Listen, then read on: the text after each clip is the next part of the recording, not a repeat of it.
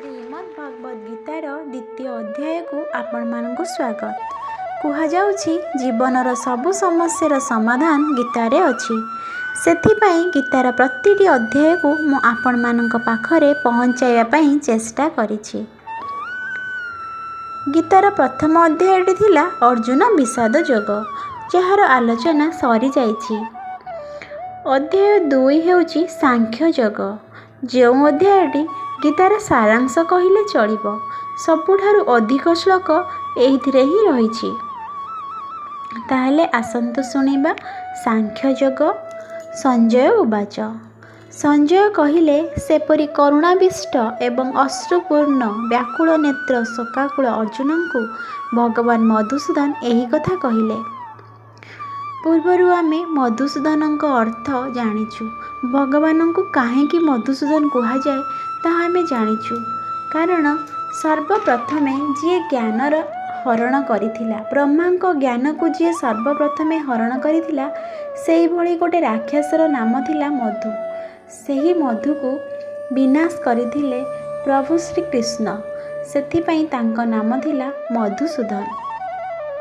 ବର୍ତ୍ତମାନ ବୁଝିବା ତାଙ୍କୁ ଭଗବାନ ବୋଲି କାହିଁକି କୁହାଯାଏ। ଭଗବାନର ଅର୍ଥ କ'ଣ? ଭଗବାନରେ ପ୍ରଥମେ ଭ ରହିଛି। ଭର ଅର୍ଥ ଭୂମି ମାନେ ମାଟି। ଗର ଅର୍ଥ ହେଉଛି ଗଗନ ମାନେ ଆକାଶ। ବାର ଅର୍ଥ ହେଉଛି ବାୟୁ ମାନେ ପବନ। ଆ ହେଉଛି ଆଗ ମାନେ ଅଗ୍ନି। ନ ହେଉଛି ନିର୍ ମାନେ ଜଳ, ଅର୍ଥାତ୍ ପଞ୍ଚମହାଭୂତ। ଭଗବାନଙ୍କ ଠାରୁ ପଞ୍ଚମହାଭୂତର ସୃଷ୍ଟି ଓ ପଞ୍ଚମହାଭୂତଙ୍କ ଠାରୁ ମଣିଷର ସୃଷ୍ଟି। ତାହେଲେ ଆସନ୍ତୁ ଜାଣିବା ମଣିଷର ଅର୍ଥ। ମଣିଷକୁ ହ୍ୟୁମାନ୍ ବିଙ୍ଗ କୁହାଯାଏ। ହ୍ୟୁମାନ୍ର ଅର୍ଥ ହେଉଛି ଶରୀର ଓ ବିଙ୍ଗର ଅର୍ଥ ହେଉଛି ଆତ୍ମା। ଏହା ଉଭୟ ଶରୀର ଓ ଆତ୍ମାର ସଂଯୋଗ।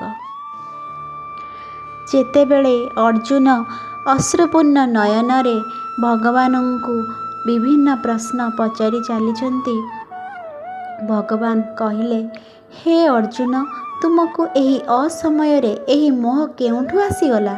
କାରଣ ଏହା ଶ୍ରେଷ୍ଠ ପୁରୁଷମାନଙ୍କ ଦ୍ୱାରା ଆଚରିତ ନୁହେଁ କିମ୍ବା ସ୍ୱର୍ଗପ୍ରଦାୟକ କି କୀର୍ତ୍ତିପ୍ରଦାୟକ ମଧ୍ୟ ନୁହେଁ। ଭଗବାନ ବୁଝାଉଛନ୍ତି, ତୁମକୁ ଏ ମୋହ ଆଦୌ ସାଜୁ ନାହିଁ। ଶ୍ରେଷ୍ଠ ପୁରୁଷମାନଙ୍କ ପାଇଁ ଏହା ଆଦୌ ଆଚରିତ ନୁହେଁ।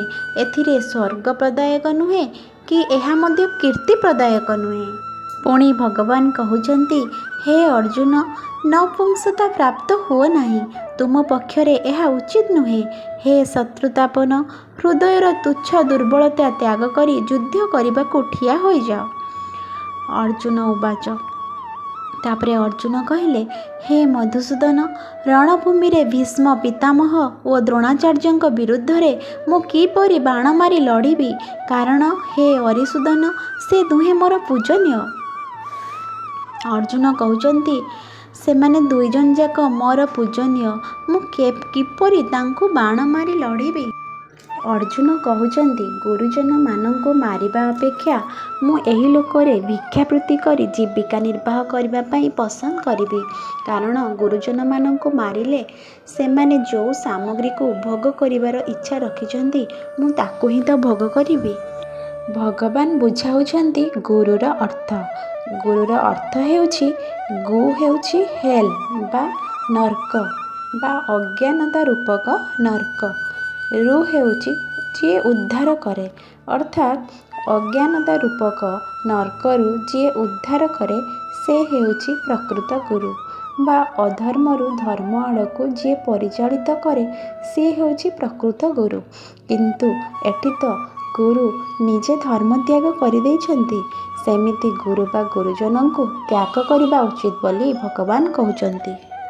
ପୁଣି ଅର୍ଜୁନ କହୁଛନ୍ତି, ଆମର ଯୁଦ୍ଧ କରିବା ଓ ନ କରିବା ଏହି ଦୁଇଟି ମଧ୍ୟରୁ କେଉଁଟି ଶ୍ରେଷ୍ଠ ଆମେ ତାହା ଜାଣିନାହୁଁ।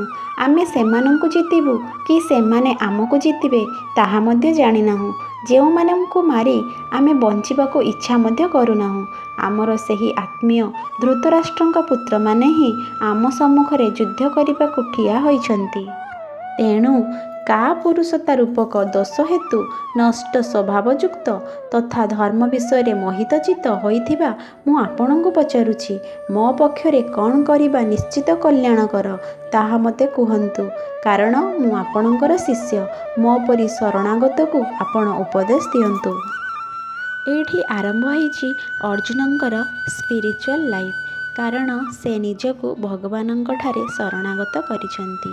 ଆଗରୁ ସେ ସବୁ ପଣ୍ଡିତଙ୍କ ଭଳି କଥା କହୁଥିଲେ, ଶାସ୍ତ୍ର ବିଷୟରେ କହୁଥିଲେ, କିନ୍ତୁ ବର୍ତ୍ତମାନ ସେ ବୁଝିଛନ୍ତି ଯେ ସେ ଭଗବାନଙ୍କର ଶିଷ୍ୟ ଓ ତାଙ୍କଠାରେ ନିଜକୁ ଶରଣାଗତ କରିଛନ୍ତି।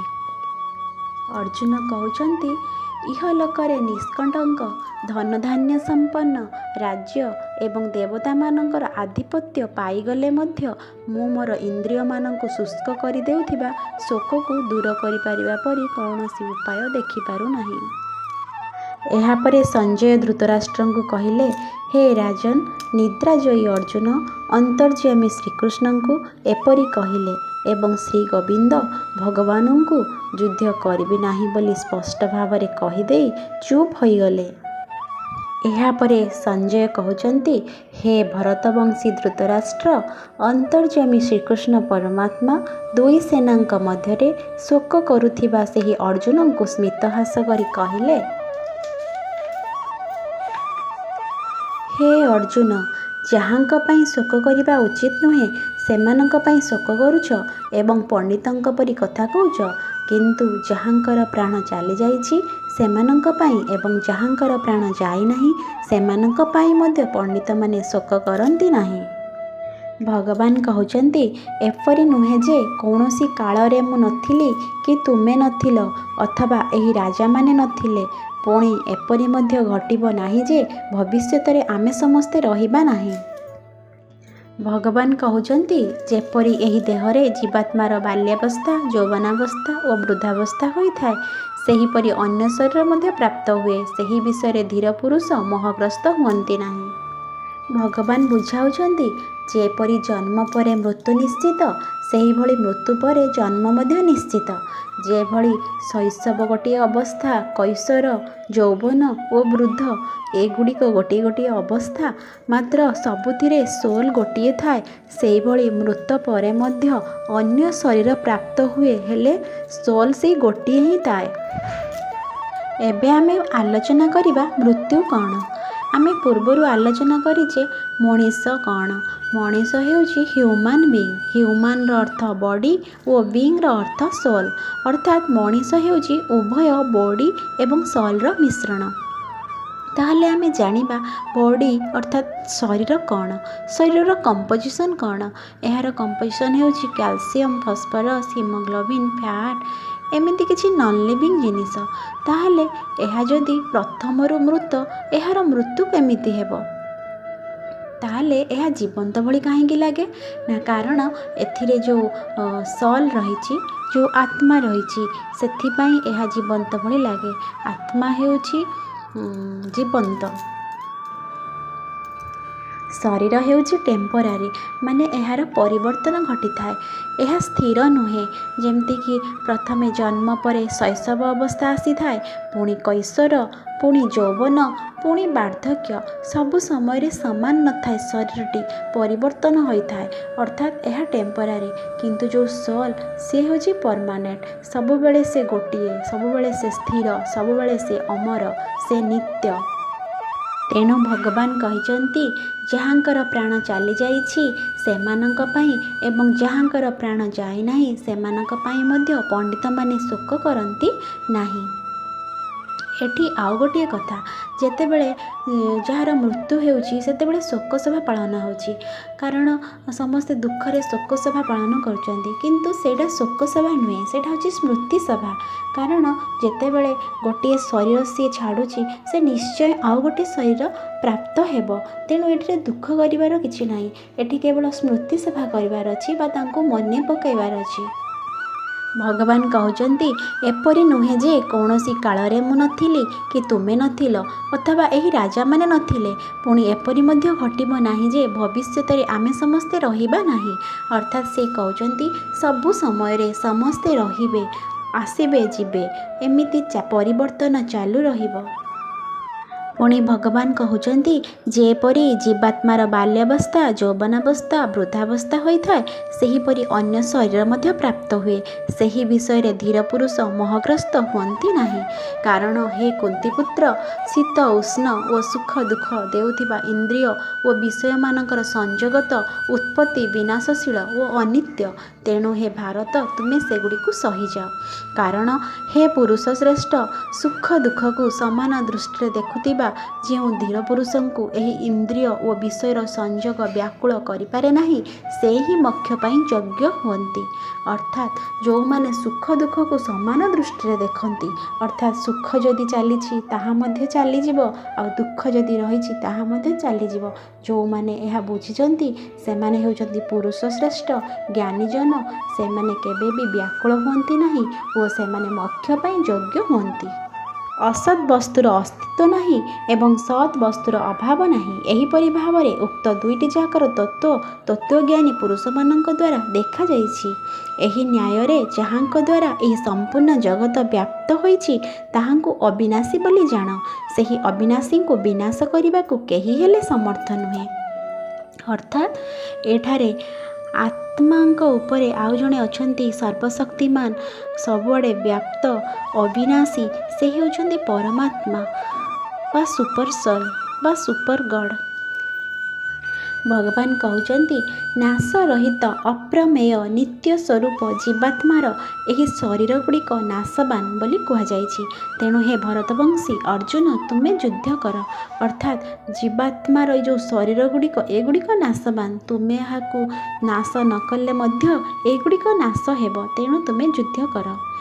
ଯେ ଏହି ଆତ୍ମା ହତ୍ୟା କରେ ବୋଲି ବୁଝନ୍ତି ତଥା ଯେ ଏହା ନିହତ ହୁଏ ବୋଲି ସ୍ୱୀକାର କରନ୍ତି, ସେ ଉଭୟେ ଆତ୍ମା ବିଷୟରେ କିଛି ଜାଣନ୍ତି ନାହିଁ। କାରଣ ଆତ୍ମା ବାସ୍ତବରେ କାହାକୁ ହତ୍ୟା କରେ ନାହିଁ କି କାହାରି ଦ୍ୱାରା ନିହତ ହୁଏ ନାହିଁ। ଏହି ଆତ୍ମା କୌଣସି କାଳରେ ବି ଜନ୍ମ ହୁଏ ନାହିଁ କି ମରେ ନାହିଁ ତଥା ଏହା ଉତ୍ପନ୍ନ ହେବା ପରେ ଯେ ହୁଏ ସେପରି ନୁହେଁ। କାରଣ ଏହା ହେଉଛି ଅଜନ୍ମା, ନିତ୍ୟ, ସନାତନ ଏବଂ ପୁରାତନ। ଶରୀରକୁ ବଦ୍ଧ କରିଦେଲେ ମଧ୍ୟ ଏହା ନିହତ ହୁଏ ନାହିଁ। ହେ ପୃଥାପୁତ୍ର ଅର୍ଜୁନ, ଯେଉଁ ପୁରୁଷ ଏହି ଆତ୍ମାକୁ ନାଶ ରହିତ, ନିତ୍ୟ, ଅଜନ୍ମା ଓ ଅବ୍ୟୟ ବୋଲି ଜାଣନ୍ତି, ସେହି ପୁରୁଷ କାହାକୁ କିପରି ବଧ କରିବେ ବା ବଧ କରାଇବେ? ଭଗବାନ ଅର୍ଜୁନଙ୍କୁ ପୃଥାପୁତ୍ର ବୋଲି ସମ୍ବୋଧନ କରୁଛନ୍ତି, ଅର୍ଥାତ୍ କୁନ୍ତୀ ପୁତ୍ର। ସେ କହୁଛନ୍ତି, ଏହି ଆତ୍ମାକୁ ନାଶ ରହିତ, ନିତ୍ୟ, ଅଜନ୍ମା ଓ ଅବ୍ୟୟ ବୋଲି ଜାଣି କିଭଳି କେଉଁ ପୁରୁଷ ଏହାକୁ ବଧ କରିବେ?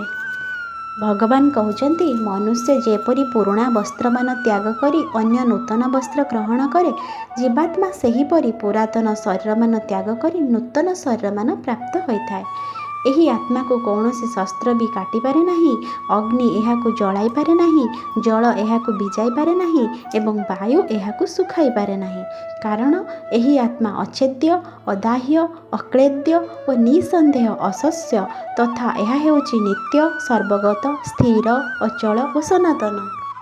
ଭଗବାନ କହୁଛନ୍ତି, ଏହି ଆତ୍ମା ଅବ୍ୟକ୍ତ, ଏହା ଅଚିନ୍ତ୍ୟ ଏବଂ ଏହାକୁ ବିକାର ରହିତ କୁହାଯାଏ। ତେଣୁ ହେ ଅର୍ଜୁନ, ଏହି ଆତ୍ମା ଏପରି ବୋଲି ଜାଣି ତୁମେ ଶୋକ କରିବା ଉଚିତ ନୁହେଁ।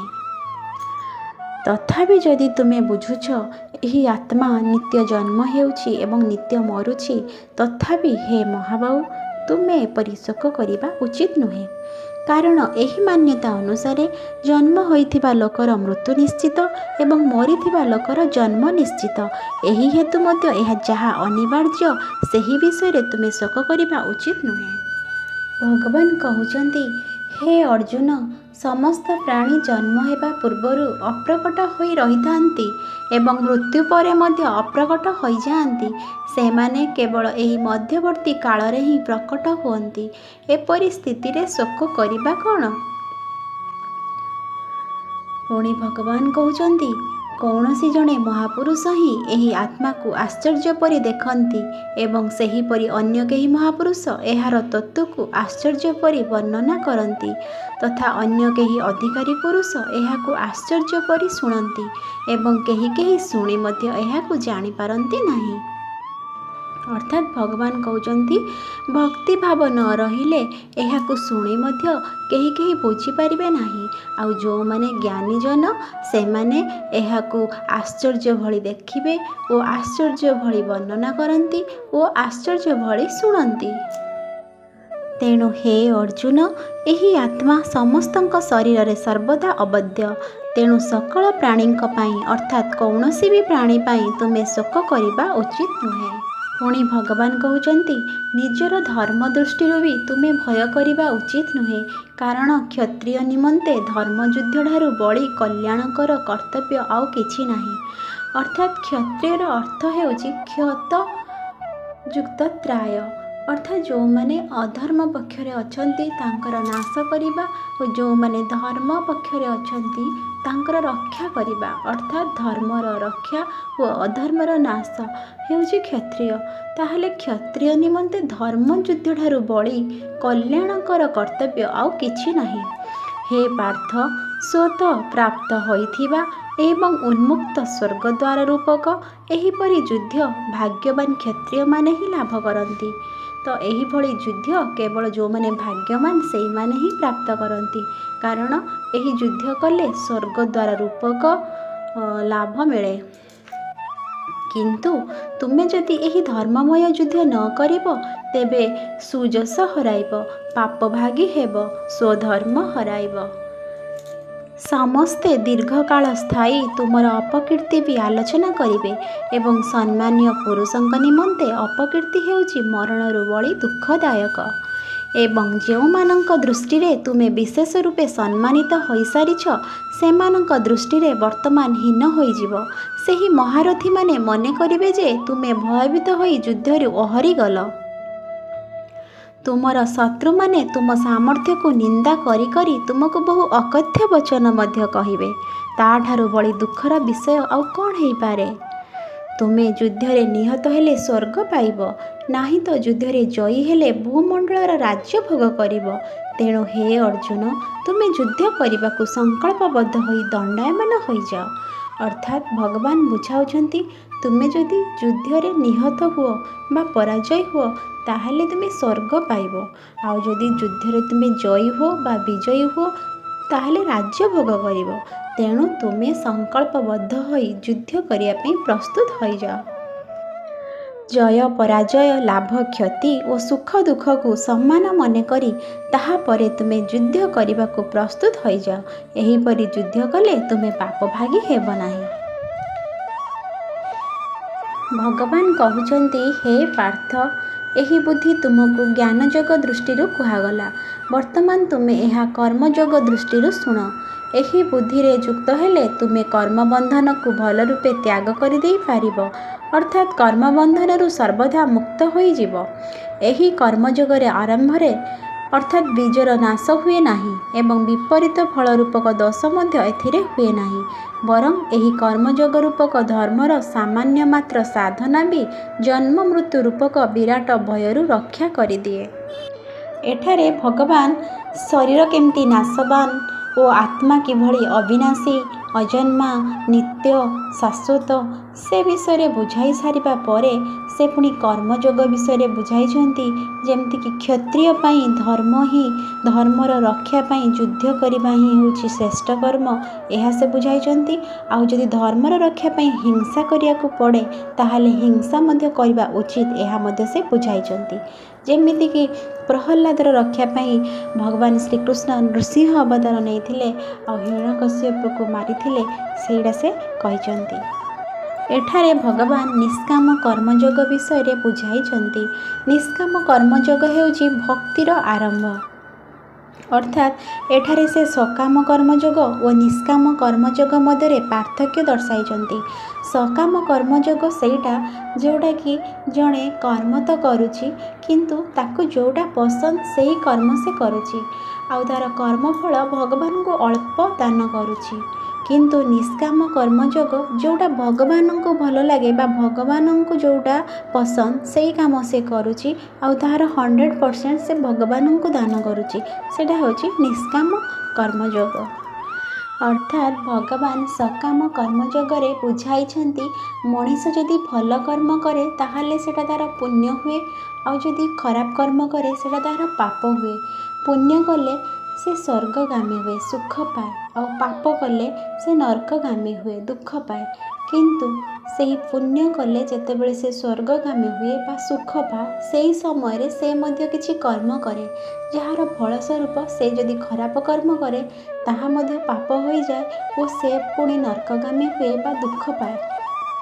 एही भली भावरे से जन्म मृत्युर चक्र फसी जाए। सेथिपाई जे निष्काम कर्म करिब जे बुझीजीव जे फल भगवान को अर्पण करिब से एही जन्म मृत्यु रूपक बंधनरु मुक्त होइजिब। एहार अवशिष्टांश आलोचना करिबा परवर्ती वीडियोरे। आपण माने धैर्यर सहित शुणुथिबारु आपण मानकु बहुत बहुत धन्यवाद।